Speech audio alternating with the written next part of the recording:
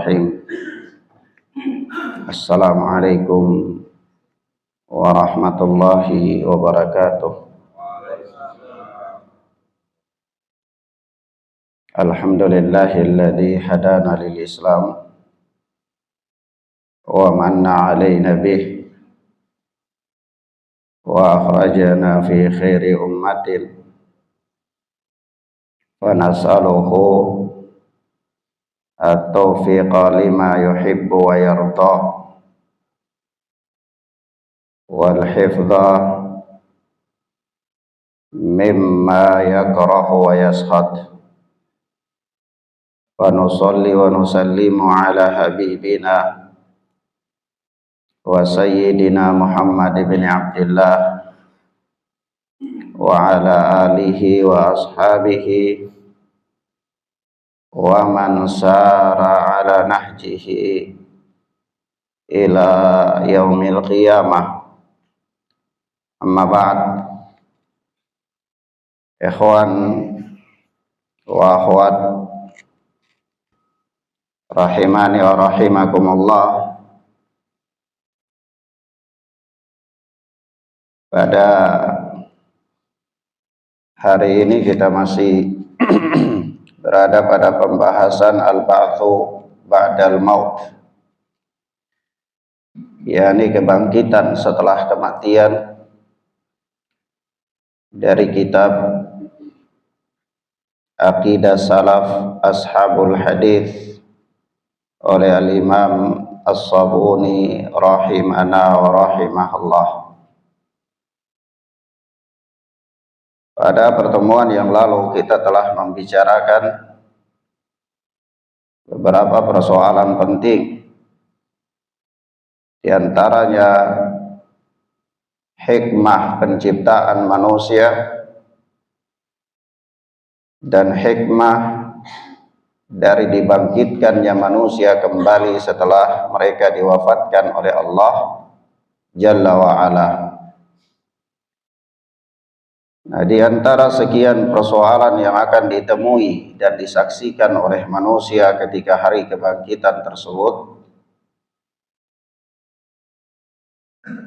Al-Imam As-Sabuni memulai dengan perkara min akhdil kutubi bil aimani wasyama'id,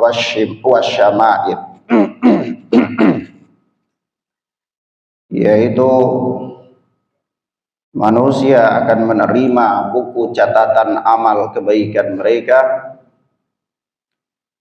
apakah dengan tangan kanan ataupun tangan kiri mereka. Wal ijabati anil masail, dan mereka juga akan menjawab berbagai macam pertanyaan-pertanyaan yang terjadi setelah mereka dibangkitkan oleh Allah Subhanahu wa ta'ala itu. Karena hakikatnya kehidupan manusia itu dia berkisar pada 4 perkara. Dia berporos pada 4 perkara, yaitu amal, ilmu, waktu, dan harta. Setiap dari perjalanan ini akan dimintai pertanggungjawaban oleh Allah Tabaraka wa Ta'ala dari setiap hamba. Apakah ilmunya, apakah amalnya, apakah waktu yang dia habiskan, atau harta benda yang merupakan karunia Allah yang Allah karuniakan kepadanya. Nah, maka semuanya itu akan melalui perhitungan, pemeriksaan yang dinamakan dengan hisab. Maka kalau kita bicara tentang ucapan Al-Imam As-Sabuni, yaitu akhdul kutubi bil aimani wasyama'il, manusia akan menerima kitab atau buku catatan amal mereka apakah dengan tangan kanan maupun tangan kiri. Maka itu berarti pembicaraan yang ada di dalamnya juga tentang hisab, perhitungan. Karena tidaklah seseorang diberikan catatan melainkan dia akan dihisab, akan dihitung, diperiksa berkaitan dengan isi yang ada di dalam catatannya itu. Setiap manusia dalam kehidupannya, dalam perjalanan kehidupannya, itu hakikatnya dia telah menulis atau membuat catatan, yang nanti catatan itu akan diperiksa oleh Allah Subhanahu wa taala di hadapannya pada hari kiamat kelak. Yani dalam tanda kutip ya, diperiksa oleh Allah bukan berarti Allah cross check itu benar apa salah, bukan. Tetapi maksudnya adalah bahwa catatan-catatan yang dia tulis itu akan dipertanggungjawabkan di hadapan Allah Rabbuna Jalla Jalaluh. Nah, itu berarti masuk di dalamnya hisab, ya, masuk di dalamnya pembahasan tentang hisab. Nah, kalau masuk di dalamnya pembahasan tentang hisab, maka masuk di dalamnya pula pembahasan tentang apa? Al-ijabatu anil masail, akan menjawab berbagai macam pertanyaan. Karena pertanyaan itu terjadi bukan hanya di alam kubur. Nah, kalau manusia, ketika Allah Subhanahu wa taala menciptakan manusia dan Allah siapkan kepada dia 3 alam, dan dia melalui proses 3 atau 4 alam, dari mulai alam ketika dia diciptakan di dalam rahim ibunya, ya, 40 hari yang pertama, kemudian 40 hari yang ketiga, kedua 40 hari yang ketiga ditiupkan roh padanya, dan diutuslah malaikat ke dalam rahim ibunya untuk mengambil dari dia perjanjian yang kuat, dicatatkan kepadanya 4 atau 3 catatan takdirnya. Maka dari situlah kemudian dia menghadapi kehidupan di alam roh. Kalau sebelum itu dia mengalami kehidupan apa tidak? Kehidupannya itu masih tumbuh berkembang, dia belum ada roh. Begitu ditiupkan roh, maka dia mengalami kehidupan di dalam rahim. Di dalam rahim itu Allah Tabaraka wa taala telah memberikan kepada dia kenikmatan. Kenikmatannya adalah Allah memberikan kepada dia kehidupan. Dia mengalami proses kehidupan sampailah pada waktu dia dilahirkan. Nah, begitu ketika dia dilahirkan, dia berpindah dari alam rahim itu ke alam dunia. Di alam dunia dia hidup sampai waktu yang ditetapkan oleh Allah Azza wa Jalla. Kemudian dia mengalami kematian. Dari kematian itulah dia dipindahkan dari alam dunia kepada alam barzakh. Berapa alam? 3 ya? Di alam barzakh ini dia melalui penantian. Nah, begitu setelah sampai pada waktu ditegakkannya hari kiamat, maka dia dipindahkan dari alam barzakh itu ke alam akhirat. Nah, ketika manusia di alam barzakh itu, dia sudah mendapatkan pertanyaan apa belum? Sudah mendapatkan pertanyaan. Tetapi bukan hanya ini yang kita maksudkan dengan yang dimaksudkan oleh Al-Imam As-Sabuni dengan menjawab pertanyaan-pertanyaan. Tetapi ada jauh lebih dari itu, yakni pertanyaan-pertanyaan yang sangat dahsyat, yaitu ketika masing-masing dari amalan perbuatannya yang tertulis di dalam kitab yang dicatat oleh malaikat itu diperiksa satu persatu. Tanggal sekian, bulan sekian, tahun sekian, di tempat sekian, Anda melakukan ini dan itu. Ini semuanya diperiksa secara detail. Dan inilah pertanyaan-pertanyaan yang sangat mengerikan ketika itu. Maka sekali lagi kita katakan ya ikhwah, pembahasan ini mencakup 3 masalah. Hisab yang di dalamnya ada pemberian catatan, yang kemudian yang di dalamnya juga ada apa? Al-ijabatu anil masail, yaitu menjawab pertanyaan. Maka kita katakan,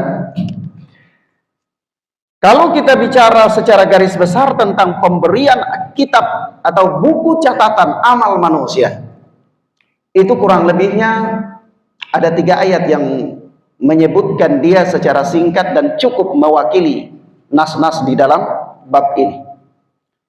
Yang pertama, yaitu Allah Subhanahu wa taala berfirman di dalam surat Al-Haqqah ayat yang ke-19, wa amma man utiya kitabahu biyaminih fayaqulu ha umqra wa fayaqulu ha umqra'u kitabiyah. Ya, adapun orang-orang yang diberikan catatannya orang yang diberikan catatan amalnya itu dengan tangan kanannya, maka dia akan berkata, ambillah buku ini dan bacalah dia.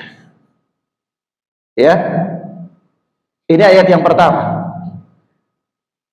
Ayat yang kedua di dalam bab ini masih di dalam surat Al-Haqqah, Allah berfirman, wa amma man utiya kitabahu bishimalih fayaqulu ya laitani lam uta kitabiyah.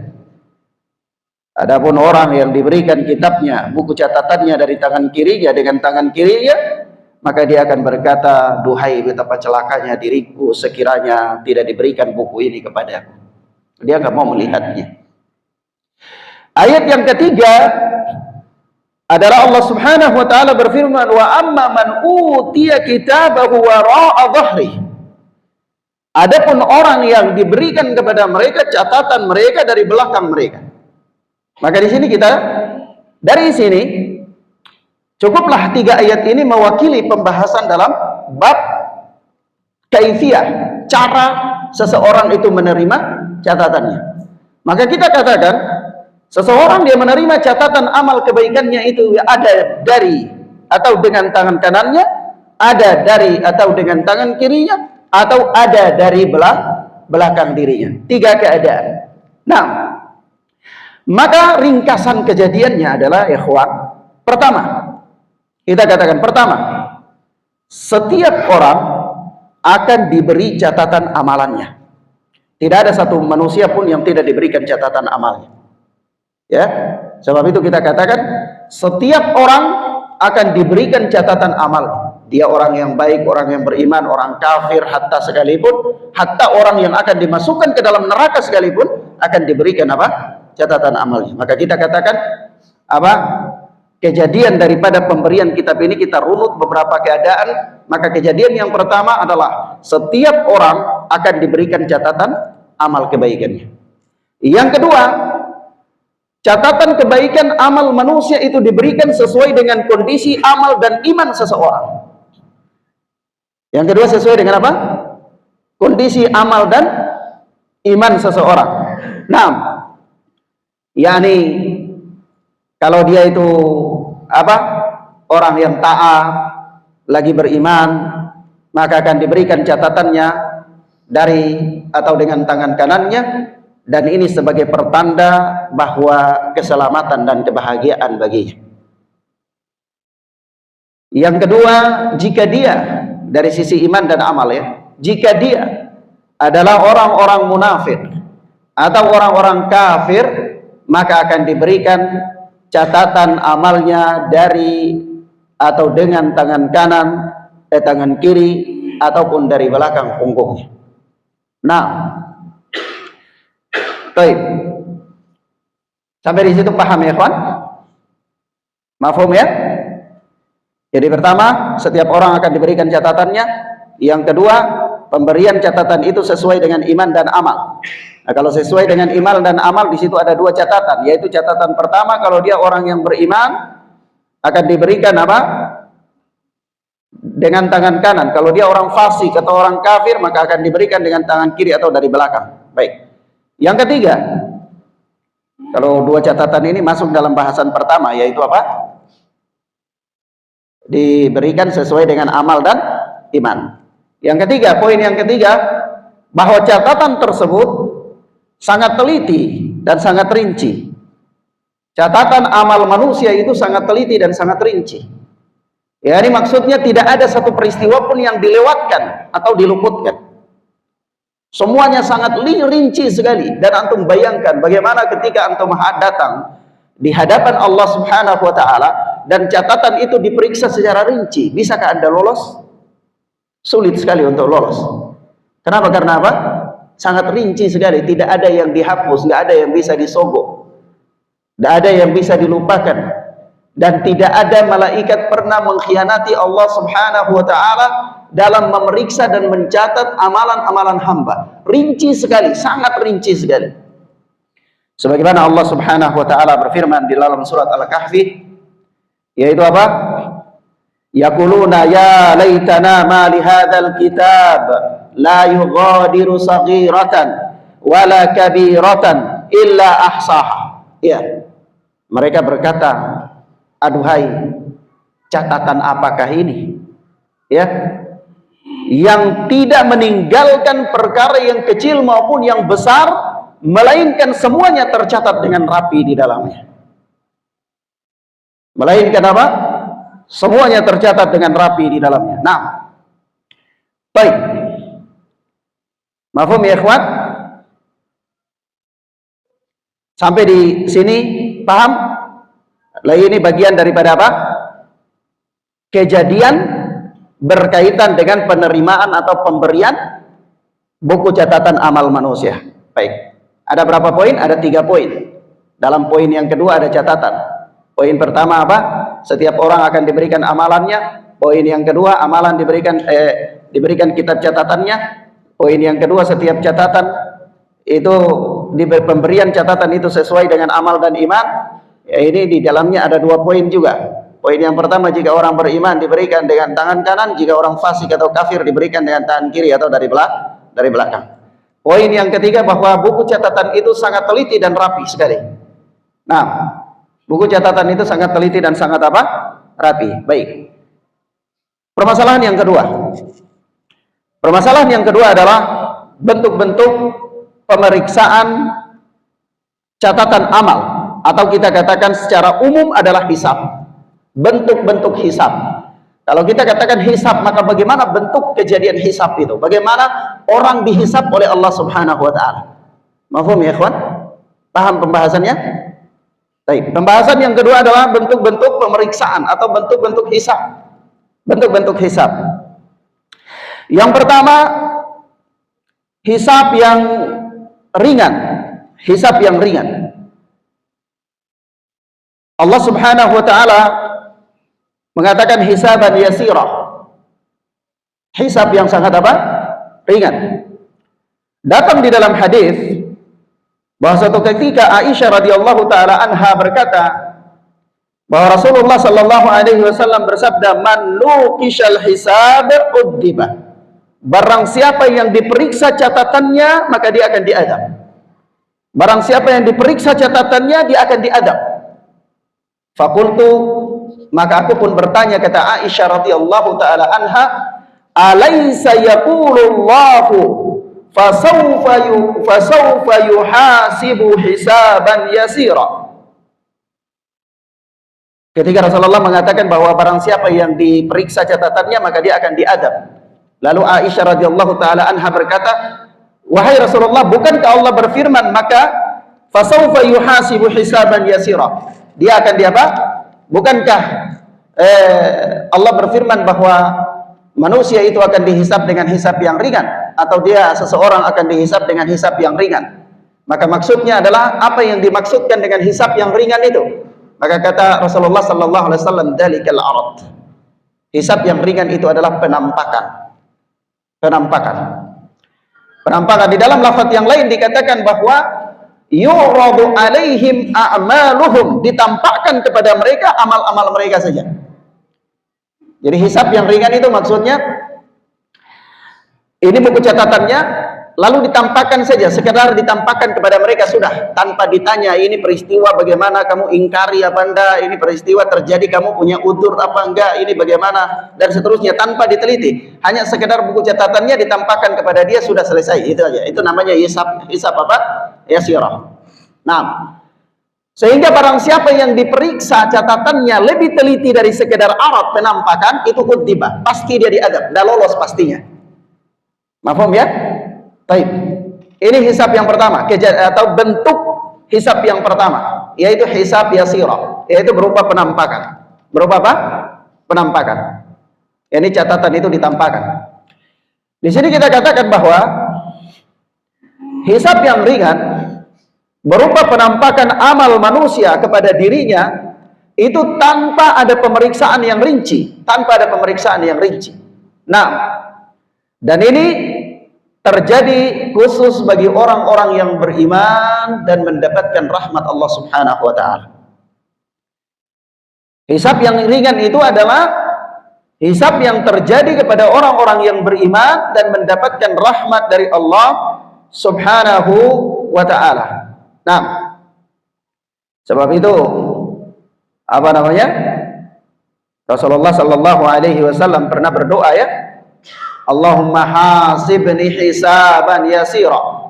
Ya Allah, hisablah aku dengan hisab yang ringan. Ya, maksudnya sekedar penampakan saja, jangan terlalu teliti ya Allah. Karena siapa yang teliti maka itu pasti dia akan diazab. Ya. Nah, mafhum ya ikhwan? Baik. Kemudian yang kedua. Yang kedua adalah hisab yang sulit. Hisab yang sulit dan mendetail. Dakik. Jadi sangat sulit dan sangat mendetail.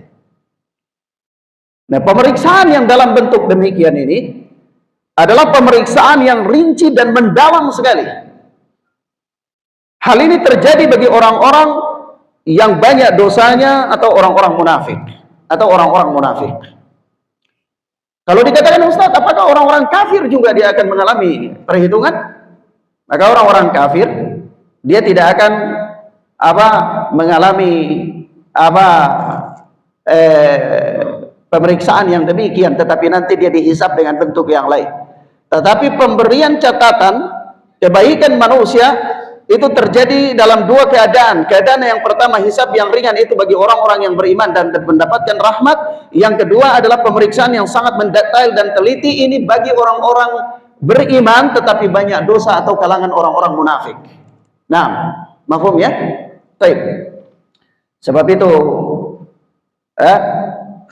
akibatnya adalah orang yang, sekali lagi kita katakan, akibat dari orang yang mendapatkan pemeriksaan yang teliti itu dia pasti akan diadab. Itu pasti akan diadab.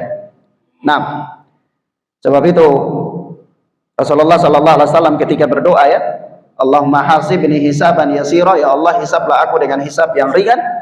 Ketika doa ini didengarkan oleh Aisyah radhiyallahu taala anha, maka qultu ya Rasulullah ma al hisabu yasir.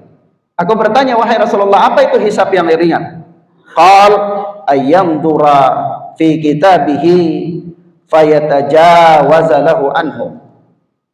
Hisab yang ringan itu adalah yakni diperlihatkan kepadanya saja kitabnya sehingga dia melihatnya. Begitu dia sudah melihatnya, langsung dia dimaafkan oleh Allah Subhanahu wa taala. Ya. Nah, dan kita berdoa kepada Allah Subhanahu wa taala semoga kita termasuk orang-orang yang ringan hisabnya. Nah, baik.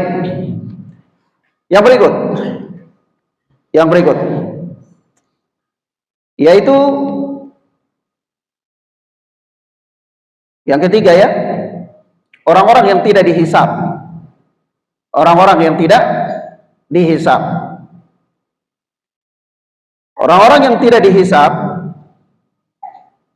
yakni Rasulullah sallallahu alaihi wasallam bersabda, yadkhulul jannata min ummati sab'una alfan bighairi hisabin. Di dalam lafaz yang lain, wala adabin, yaitu apa? Siapa mereka? Humul ladina la yastarquna wala yaktawuna. Dalam lafaz yang lain, wala yarquna. Kemudian wala yatatayyaruna wa ala rabbihim yatawakkalun. Sebagaimana disebutkan dalam Sahih Bukhari dan Sahih Muslim, yaitu kata Nabi sallallahu alaihi wasallam, yadkhulul jannata min ummati sab'una alfan. Ya, dari umatku ini nanti ada 70 golongan yang mereka masuk surga bighairi hisabin wala adabin, tanpa hisab dan tanpa diadab. Jadi ada orang yang masuk surga atau ada orang yang tidak dihisab. Ada enggak yang dihisab? Kalau kita katakan ketika hari perhitungan, ada orang enggak yang dihitung, yang tidak dihisab, yang dihitung? Ada tidak? Ada. Apa dalilnya? Ya ini kata Rasulullah, yadkhulul jannata min ummati sab'una alfan bighairi hisabin. Akan masuk surga umatku ini itu 70 golongan tanpa hisab.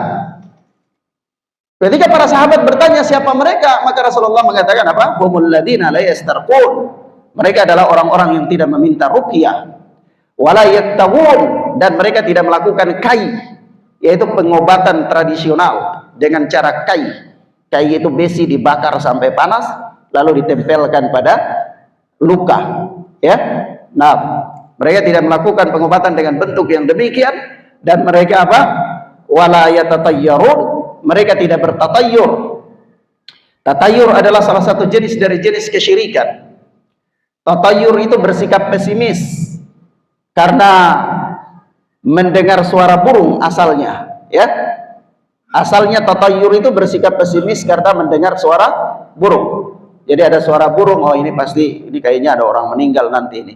Oh, nanti ada burung yang larinya ke sana, oh ini kayaknya di arah sana ada musibah. Ya, begitu.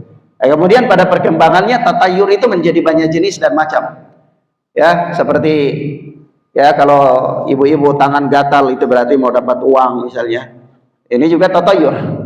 Ya, matanya gerak berarti ya ini mau lihat tamu kayaknya ini. Ada ayam kukuruyu di depan rumah, ini ada tamu yang datang. Ya, atau dia ada goreng-goreng ikan begitu, tiba-tiba api naik di atas wajahnya, wah ini berarti ada alamat apa dan apa. Ini hakikatnya adalah tatayyur. Ini salah satu jenis kesyirikan. Waliyadzubillah. Dianggap sepele, remeh. Ya, tetapi ini adalah jenis kesyirikan. Maka kata Nabi sallallahu alaihi wasallam 70 golongan yang masuk surga tanpa hisab, itu yang tidak meminta ruqyah, yang tidak melakukan pengobatan dengan cara kai, dan tidak bertatayyur, wa ala rabbihim yatawakkalun, dan mereka orang-orang yang bertawakal kepada Rabb mereka.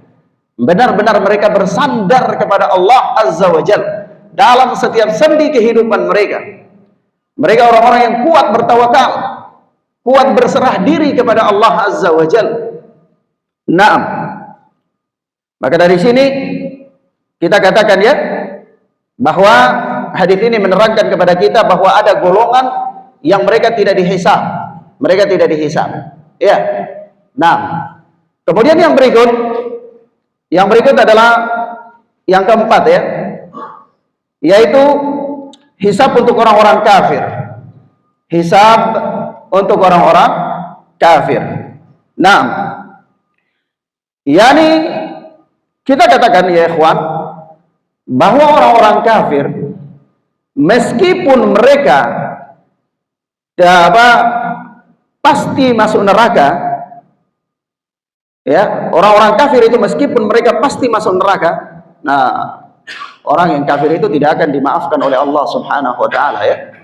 Oleh sebab itu ketika Nabi Allah Ibrahim alaihi salatu wassalam, itu di akhirat disebutkan di dalam Sahih Bukhari ya, bahwa Nabi Allah Ibrahim itu berdoa kepada Allah, ya Allah, jangan engkau hinakan aku ya pada hari kiamat. Ya, bukankah engkau telah berjanji untuk tidak menghinakan aku? Maka hal ini terjadi ketika bapaknya Nabi Allah Ibrahim alaihi salatu wassalam, yaitu Azar, ketika akan dimasukkan ke dalam neraka. Jadi Nabi Allah Ibrahim itu sedih, dan Nabi Allah Ibrahim malu di hadapan manusia yang dia dakwakan mereka kepada tauhid, kepada kebaikan. Bahwa dia mendakwakan manusia kepada kebaikan, tapi kemudian bapaknya masuk neraka, malu dia. Maka dia katakan, ya Allah, jangan engkau hinakan aku, dan bukankah engkau telah berjanji tidak akan menghinakan aku pada hari kiamat. Maka maksud Nabi Allah Ibrahim supaya bapaknya ini diberikan syafaat. Ya, dengan begitu kan Nabi Allah Ibrahim tidak dihinakan ya. Maka Allah Tabaraka wa Ta'ala menjawab, ya demikian, engkau tidak akan dihinakan, tetapi ketetapanku tidak akan pernah bisa berubah, yaitu ketetapan Allah Azza wa Jalla bagi orang-orang yang kafir dan mati dalam keadaan kafir, maka dia tidak akan pernah bisa diselamatkan. Maka bagaimana caranya Allah Subhanahu wa Ta'ala menyelamatkan Nabi Allah Ibrahim dari merasa terhina? Allah katakan, lihatlah ke kedua kaki. Maka begitu Nabi Allah Ibrahim itu melihat ke bawah, maka bapaknya Azar itu dirubah jadi burung yang sangat jelek sekali. Dirubah jadi burung yang sangat jelek, sehingga tidak ada satu makhluk pun yang kenal kalau itu adalah Azar. Lalu dilemparkan ke dalam neraka. Maka dengan demikian Azar tetap berlaku kepada dia bahwa dia akan ditetapkan masuk neraka karena dia mati dalam keadaan kafir. Tetapi Nabi Allah Ibrahim pun tidak merasa terhina karena tidak ada seorang pun yang mengenal bahwa itu adalah Nabi Allah Ibrahim alaihi salatu wassalam, bapaknya Nabi Allah Ibrahim alaihi salatu wassalam. Mafhum ya ikhwan? Baik. Jadi kalau kita bicara begini, ada orang yang dia merasa bahwa ada sebahagian kaum muslimin ya, Dia merasa bahwa tidak mungkin bapak Rasulullah Sallallahu Alaihi Wasallam itu masuk neraka, tidak mungkin. Ya, kenapa? Karena ini bapak Nabi loh. Ya, bapak Nabi, Nabi Muhammad Sallallahu Alaihi Wasallam. Ya, sebagaimana dalam Sahih Muslim, ada yang datang kepada Rasulullah dan bertanya, ya Rasulullah, aina abi, di mana bapakku? Ya, ketika bapaknya sudah meninggal, dia tanya, aina abi, di mana bapakku? Rasulullah tidak menjawab, dia tanya lagi, Rasulullah tidak menjawab. Begitu dia pergi, Rasulullah suruh panggil. Panggil dan Rasulullah mengatakan apa? Abi wa aba finnar. Bapakku dan bapamu itu di neraka. Nah, ini sebagian orang dia menolak. Sebagian orang dia menolak.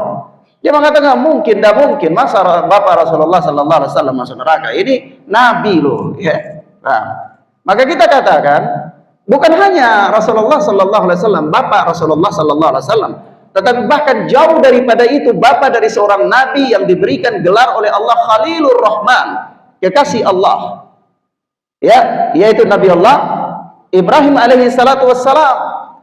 Ya, wattakhadha Ibrahim khalila, Allah telah menjadikan Nabi Allah Ibrahim itu sebagai khalil, sebagai kekasih. Tetapi toh bapak Nabi Allah Ibrahim mati dalam keadaan kafir, itu tidak bisa diselamatkan dari neraka. Mafhum ya? Maka itu contoh dan kenyataan.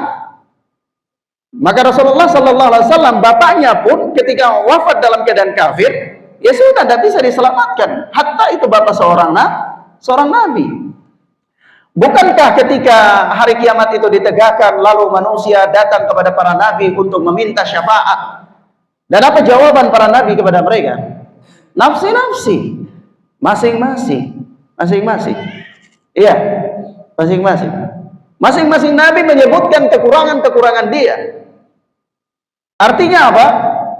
Artinya hatta seseorang itu dia mempunyai kedudukan yang tinggi dalam nasab, dalam jabatan atau apapun, itu tidak dapat menyelamatkan dia di hadapan Allah Subhanahu wa taala kecuali keimanan dan amal. Iya, nasab tidak dapat menyelamatkan manusia. Nasab tidak dapat menyelamatkan manusia. Nasab Nabi Allah Ibrahim alaihi salatu wassalam tidak bermanfaat untuk bapaknya Azar. Nasab Rasulullah Sallallahu Alaihi Wasallam tidak bermanfaat juga bagi bapaknya. Ya, bahkan jangankan itu, dalam kehidupan dunia saja Rasulullah pernah memberikan satu ketegasan yang menunjukkan kepada kita tentang ketegasan yang akan terjadi di akhirat. Yaitu apa? Rasulullah Sallallahu Alaihi Wasallam mengatakan, wahai Fatimah, seandainya engkau mencuri, akan aku potong tanganmu. Artinya, nasab dalam kehidupan dunia bisa menyelamatkan dia dari hukum apa tidak? Tidak bisa. Itu dalam kehidupan dunia. Bagaimana kalau dalam kehidupan akhirat? Lebih-lebih lagi tidak bisa. Lebih-lebih lagi tidak bisa. Karena Rasulullah Sallallahu Alaihi Wasallam dalam kehidupan dunia hanyalah untuk apa? Menegakkan hukum untuk kehidupan akhirat. Nah, kalau sarana untuk mendapatkan kehidupan akhirat saja sudah tidak bisa, di situ ada nepotisme, sudah tidak bisa di situ dipengaruhi oleh kedudukan nasab dan lain-lain, maka tentu dalam kehidupan akhirat lebih-lebih lagi tidak bisa dipengaruhi oleh apapun. Ya, kecuali iman dan amal. Mafhum ya ikhwan? Baik. Maka kita katakan sekali lagi bahwa orang-orang kafir, walaupun mereka telah ditetapkan oleh Allah Subhanahu wa taala untuk masuk ke neraka, orang-orang kafir maksudnya di sini bukan orang kafir yang masih hidup ya, tapi orang kafir yang sudah wafat, sudah mati.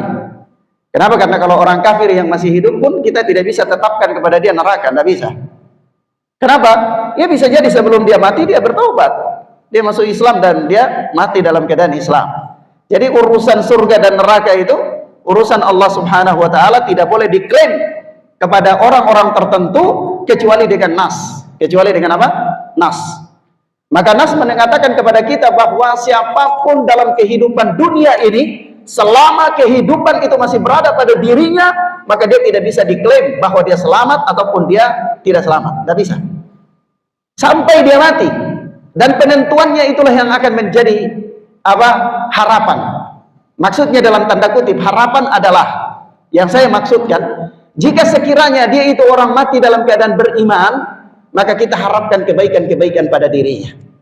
Tapi kalau dia mati dalam keadaan orang-orang dia beriman tapi dia orang-orang yang apa namanya berdosa, maka kita khawatir akan dosa-dosanya.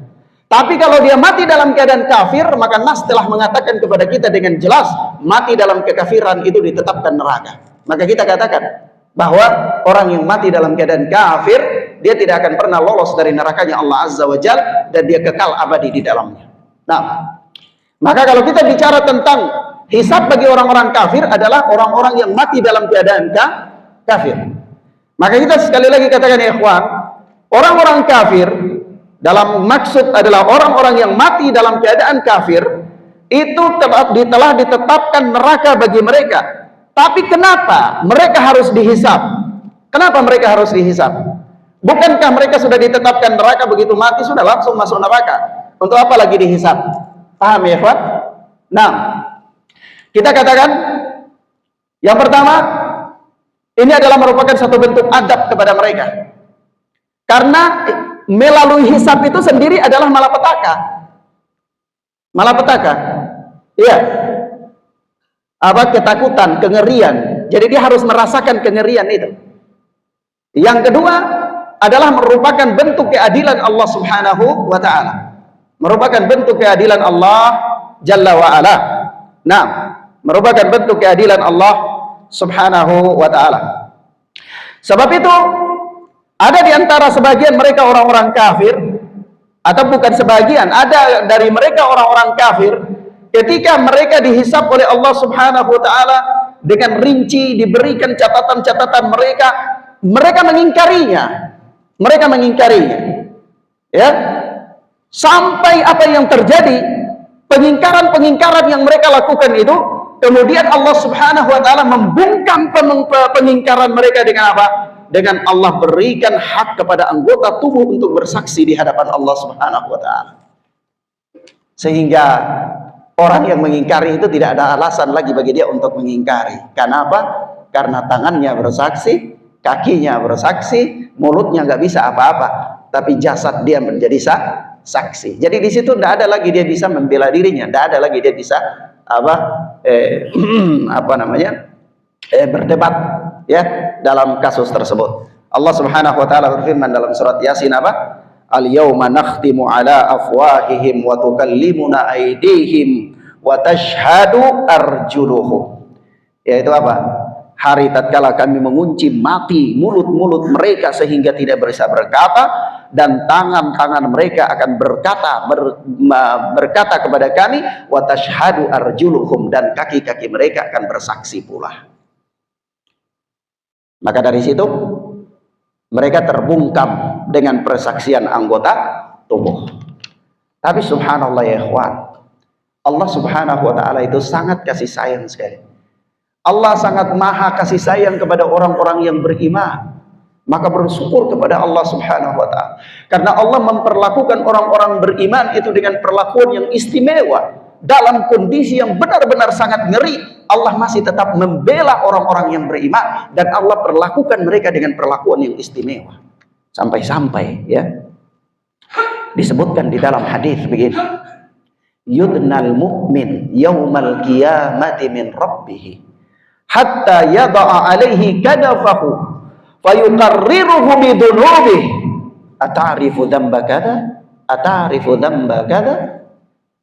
Allah Subhanahu wa ta'ala ketika mau mendetailkan catatan orang-orang beriman itu, Allah sayang kepada mereka, lalu Allah dekatkan mereka kepada Allah sedekat-dekatnya. Allah tutupi mereka sehingga tidak ada orang menyaksikan kondisi mereka. Lalu Allah buka buku-buku mereka dan mengatakan, ata'rifu dzamba kada ata'rifu dzamba kada. Engkau tahu dosa ini, engkau akui dosamu ini. Nah, sampai dia katakan apa? Naam ya Rabb. Naam ay Rabb, ya saya akui itu semua. Lalu apa kata Allah Subhanahu wa ta'ala kepada dia? Allah katakan, sampai Nabi itu katakan begitu, dia katakan iya ya Allah saya akui ini. Jadi kata dia akui, jadi dia sudah lihat pada dirinya itu bahwa sudah dia akan binasa, karena catatan dosanya sudah ada, ya sudah mau apa lagi, tidak ada berdaya, sudah ini benar semua dan dia akan binasa. Tapi apa kata Allah Subhanahu wa ta'ala? Allah Azza wa Jalla katakan kepada dia, satartuha alaika fid dunya wa ana akfiruha lakal yauma. Di dunia saya sudah tutup dosa-dosamu ini sehingga orang tidak tahu. Maka hari ini aku pun maafkan dosa itu untuk. Subhanallah.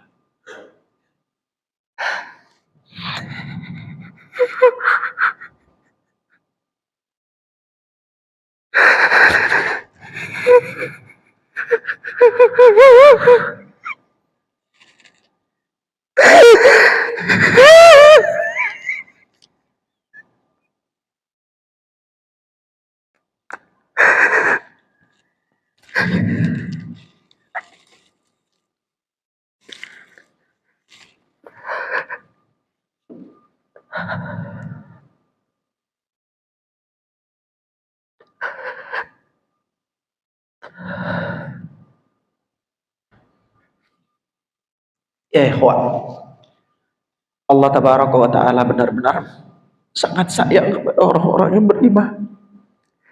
Berulang kali kita memaksiati Allah subhanahu wa ta'ala. Berulang kali kita terjatuh dalam kezaliman. Kita sadar terjatuh dalam dosa-dosa. Bahkan ketika kita dalam keadaan bermaksiat kepada Allah azza wa jalla, seolah-olah kita menganggap Allah itu tidak ada.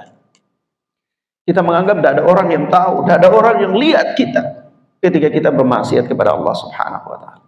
Tetapi Allah dengan kasih sayangnya, karena engkau punya keimanan, engkau punya perjuangan dalam keimananmu itu, maka Allah dengan kasih sayangnya pada hari itu mengatakan kepada engkau, apa kata Allah azza wa jalla? Allah bahkan mau memeriksa engkau saja itu, Allah bersikap sayang kepada engkau. Allah tutupi ketika munakasyah dengan engkau, Allah cross check dosa-dosamu itu, Allah tutupi engkau dari orang lain. Sehingga dulu temanmu itu tidak tahu. Dulu engkau dengan temanmu yang berdiri dalam satu saf salat yang dianggap engkau orang alim. Dulu sahabatmu yang dianggap, oh ini ustadz saya, ini guru saya. Ketika Allah akan periksa engkau, Allah tutupi engkau dari dia. Supaya jangan dia tahu, oh guru saya ini pernah melakukan kemaksiatan ini. Guru saya pernah melakukan penyimpangan ini. Guru saya ini terjatuh dalam dosa ini. Ini teman saya yang saya anggap dulu di dunianya dia ahli ibadah. Maka memang benar dia ahli ibadah, karena aibmu ditutup oleh Allah dari dia pada hari itu. Betapa sayangnya Allah kepada kita apa tidak? Betapa Allah sayang itu kepada kita. Sampai-sampai Allah tutupi, dan Allah mau periksa engkau saja itu Allah tutupi engkau dari orang lain. Orang lain tidak tahu. Lalu engkau butuh untuk mengakui saja bahwa itu adalah kemaksiatan engkau. Begitu engkau butuh, engkau akui, engkau katakan kepada Allah azza wa jalla, na'am ay Rabb, ya Allah benar, saya tahu dosa ini saya lakukan dengan sadar, saya tidak ada udzur, tapi saya terbawa oleh hawa nafsu. Ya Allah benar, saya melakukan penyimpangan ini, benar itu tidak ada alasan bagi saya sama sekali. Sudah, saya binasa hari ini. Apa kata Allah azza wa jalla? Satartuha alaika fid dunya. Hambaku, jangan engkau bersedih. Di dunia dosamu ini orang lain sudah tidak tahu, saya sudah tutupi. Sehingga engkau melakukan dosa malam hari, di siang hari orang tidak tahu engkau melakukan dosa. Engkau melakukan dosa di siang hari, malam hari orang tidak tahu engkau melakukan dosa. Satartuha, aku telah menutupnya alaika fid dunya, di dunia. Maka kalau begitu di akhirat ini lebih-lebih lagi, wa ana aghfiruha lakal yauma, dan pada hari ini aku ampuni engkau atas dosa tersebut. Subhanallah. Adapun orang kafir ya kawan, orang kafir, kata Rasulullah dalam hadis yang dikeluarkan oleh Imam Muslim, itu kata Rasulullah, ammal kafir, adapun orang kafir, apa yang terjadi ikhwan, wal munafik, dan orang-orang munafik, fayunada bihim ala ru'usil khalaiq, Allah panggil mereka di hadapan khalayak ramai, lalu Allah bongkar aib mereka masing-masing di hadapan umum, sehingga semua orang yang hadir pada saat itu tahu si fulan melakukan kemaksiatan ini, si fulan melakukan dosa ini, si fulan melakukan ini dan itu dan ini dan itu. Aib bagi dirinya apa tidak? Aib bagi diri. Sampai saya tutup pembahasan ini dengan menyebutkan beberapa doa dari kalangan para salaf. Suatu ketika Al-Imam Ibnu Qayyim Al-Jauziyah rahimahullah, itu di dalam kitab beliau Al-Fawaid, itu beliau menyebutkan doa bagi kita. Kata beliau, sebahagian para salaf itu biasa mereka berdoa menghadapi hari ini, hari ketika munakasyah, hari ketika di cross check catatan-catatan yaitu mereka berdoa, Allahumma la tafdahni yaumal qiyamati baina khalqik. Ya Allah, janganlah engkau permalukan aku pada hari kiamat di hadapan para hamba-hambamu. Maksudnya apa? Maksudnya ketika periksa tentang dosa-dosaku itu jangan diketahui oleh orang-orang yang dulu aku ajarkan kebaikan kepada dirinya. Dulu aku mengajak seseorang melakukan kebaikan, aku ajarkan dia untuk taat kepada Allah. Aku termasuk orang yang giat aktif dalam kegiatan-kegiatan keagamaan. Jangan engkau bongkar aibku di hadapan dia pada hari ini, ya Allah. Mafhum ya ikhwan? Maka sebagian salaf berkata, Allahumma la tafdahni yaumal qiyamati baina khalqik. Ya Allah, jangan engkau permalukan aku di hadapan hamba-hambamu pada hari kiamat kelak.